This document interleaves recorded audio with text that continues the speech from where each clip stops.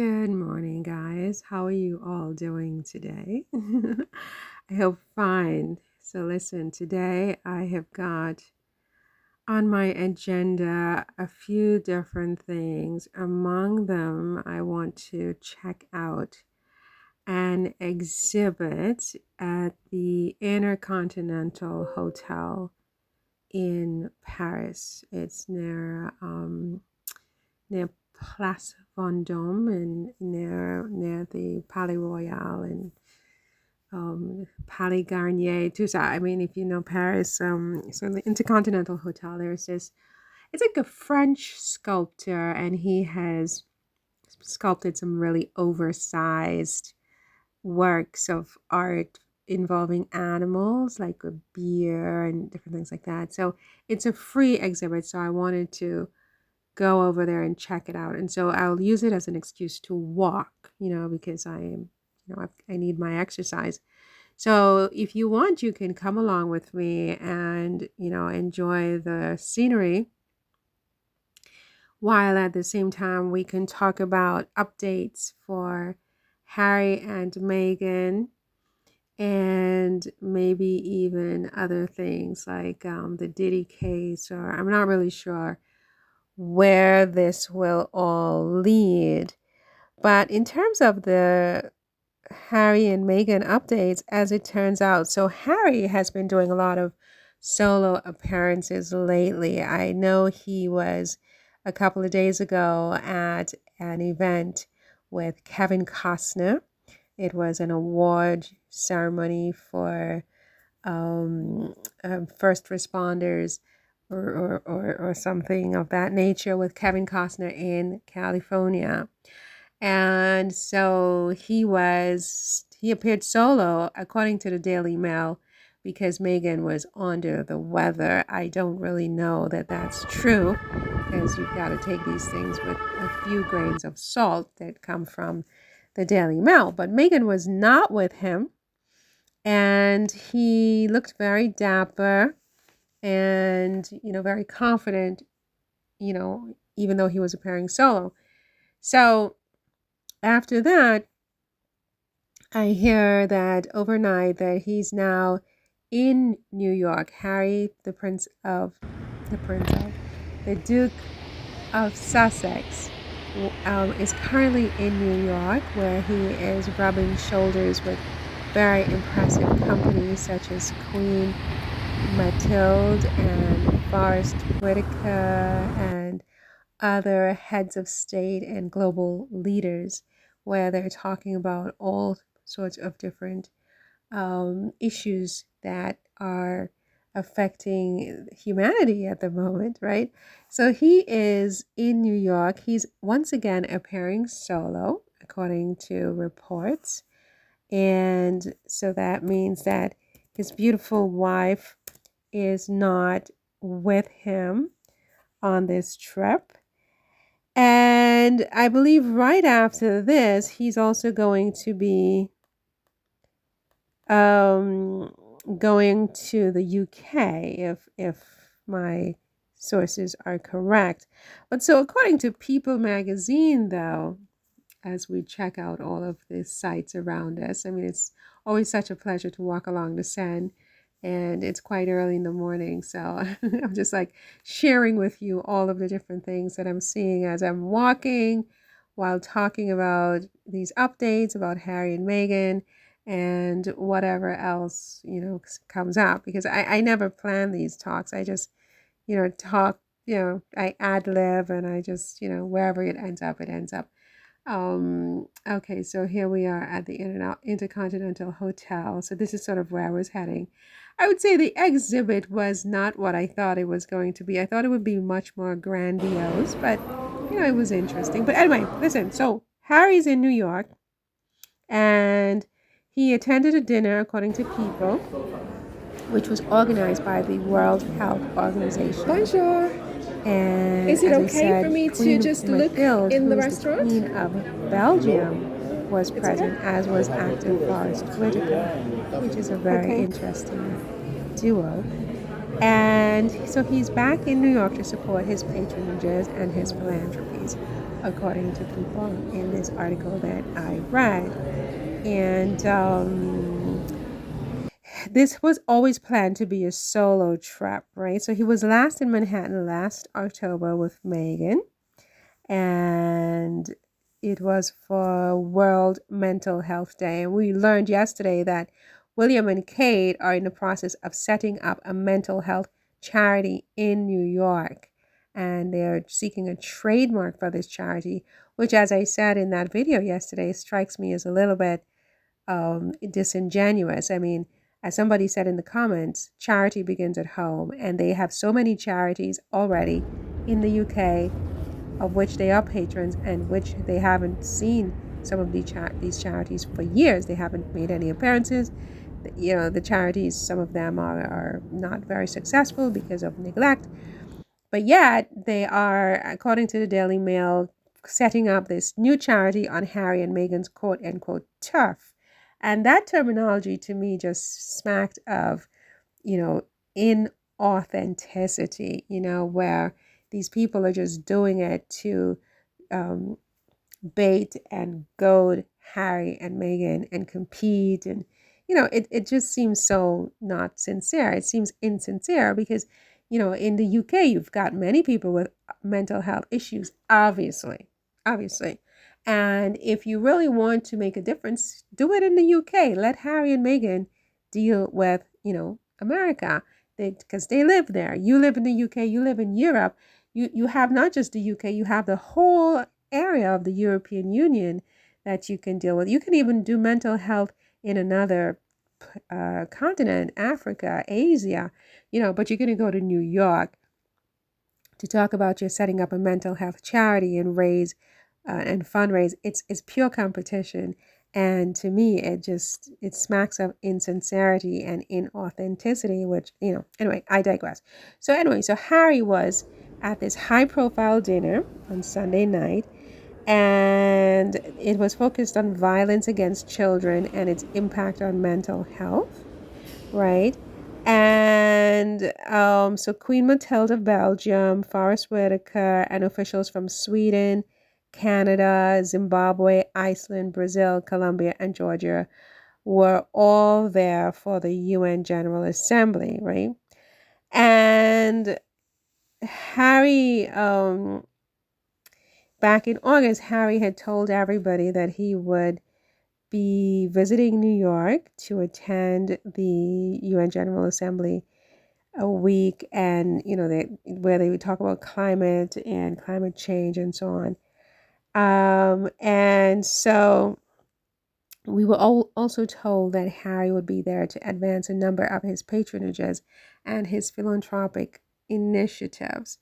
So, you know, including Africa Parks, the Halo Trust, the Diana Awards, and Travelist. We know that you know, around this time, Williams Earthshot Prize, something is supposed to be happening with that, but I think it got drowned out by Harry's very impressive appearance. I mean, there were some photos released. I mean, he's in very good company, a very big group of world leaders looking very, very chic, very glamorous, like a statesman, really, like a king, honestly.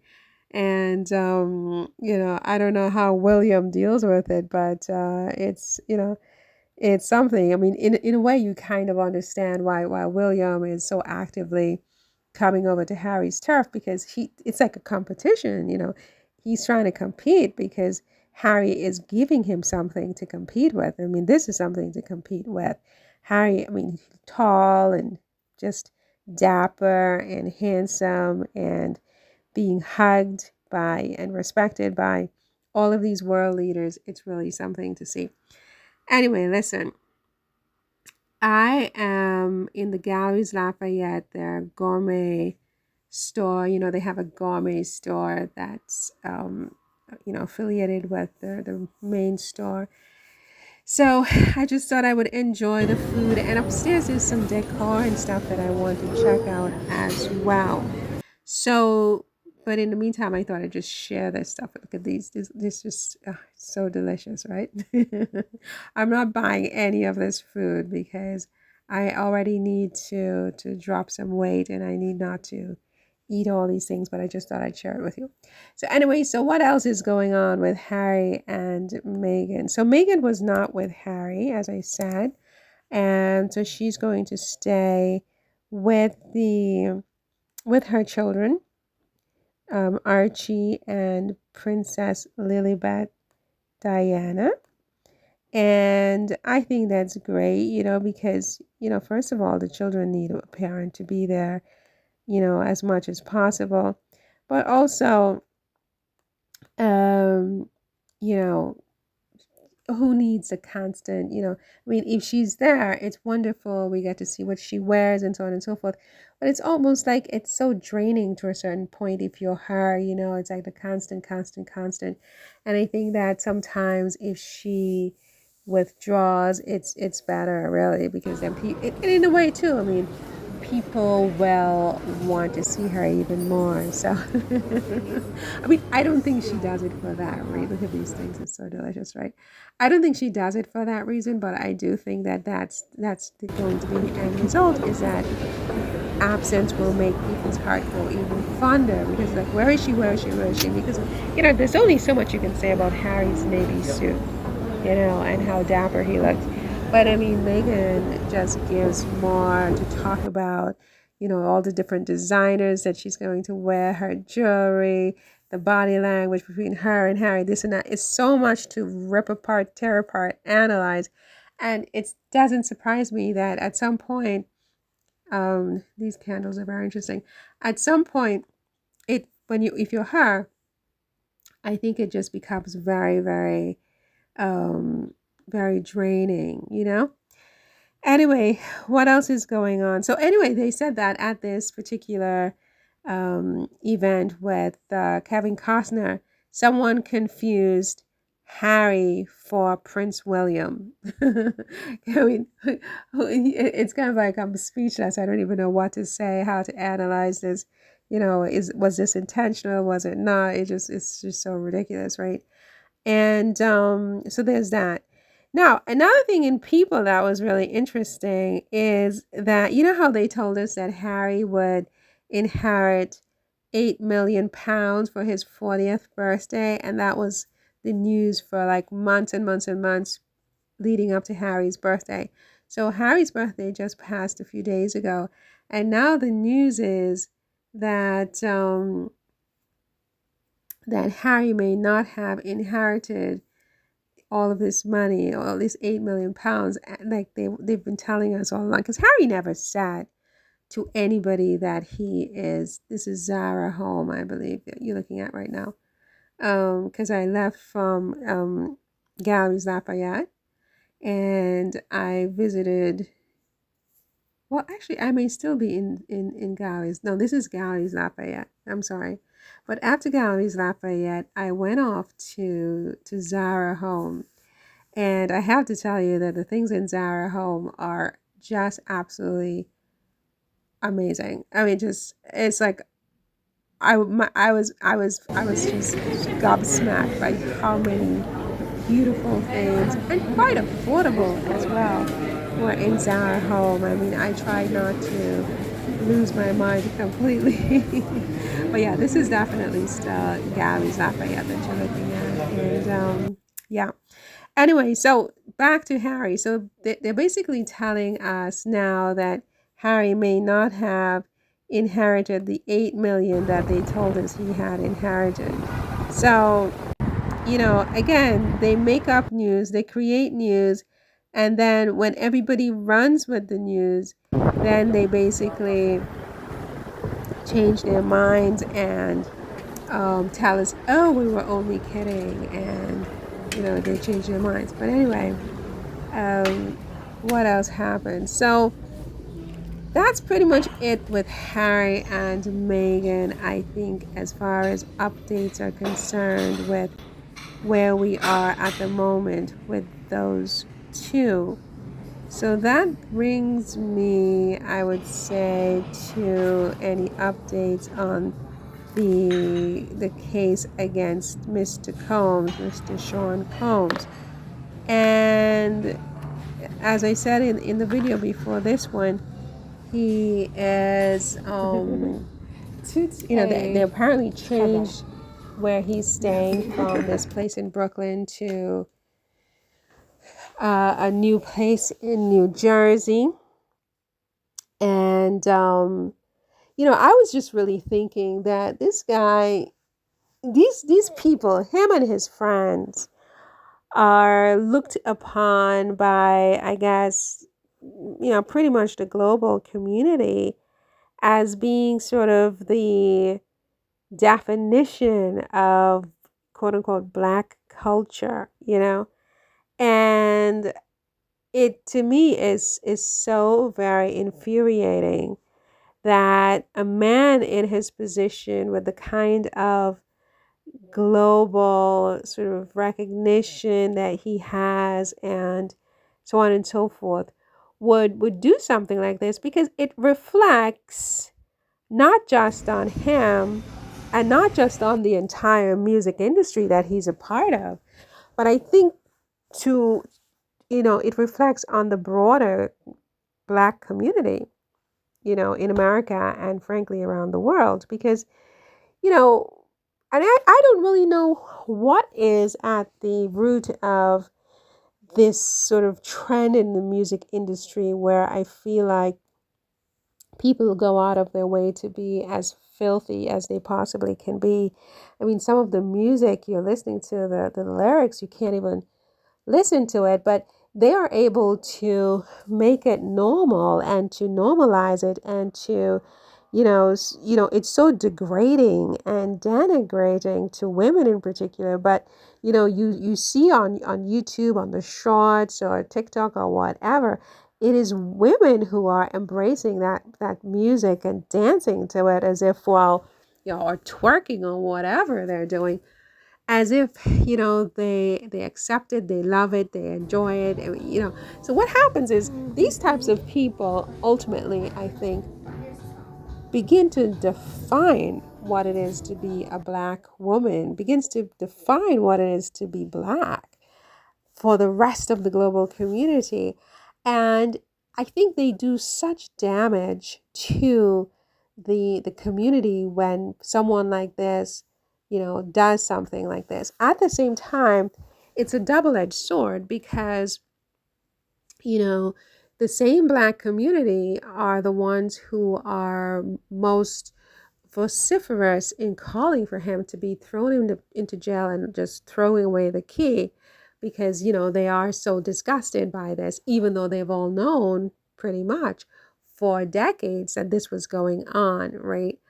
And I think what's dangerous about that is, it's almost like it's encouraging the system to, not give due process to certain types of people. Because if they can do it with Puppy, where you're like, just get rid of him, he's guilty, we don't even care, put him in jail for the rest of his life, and this is without having a trial, without any evidence being presented. Everything is based on what you hear on social media and in the news, but you don't really have any facts, right? And you're saying, well, just toss him. He's a monster, and I think we all agree about that based on what we've been told. And we're basically saying that, just not we, but some people seem to be saying, lock him up and throw away the key. I think it's a very dangerous place to be when you're black, because that kind of thinking, that kind of mentality, that kind of attitude, that kind of sentiment can take root. And then today it's Puffy, tomorrow it's somebody else who the system starts to treat in a certain way, that you are this or you're that, or you look this way or that way, so therefore you are subject to less due process.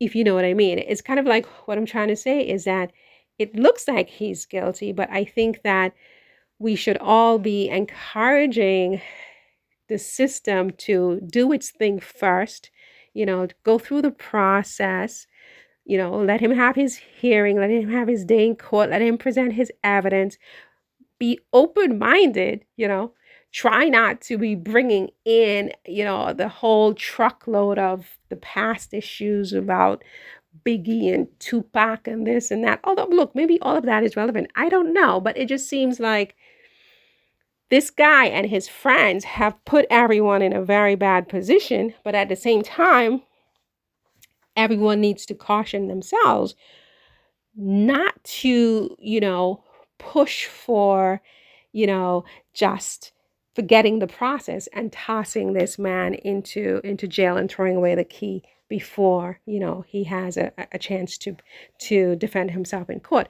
because it sets a really bad precedent, I think, for others in the future who may not be guilty, the way he seems to be. Anyway, listen, look, this is all for this one. I'm still walking around Paris, and I want to just, take care of some things. So see you in the next one. Thanks for listening. Subscribe, and yeah, see you in the next one.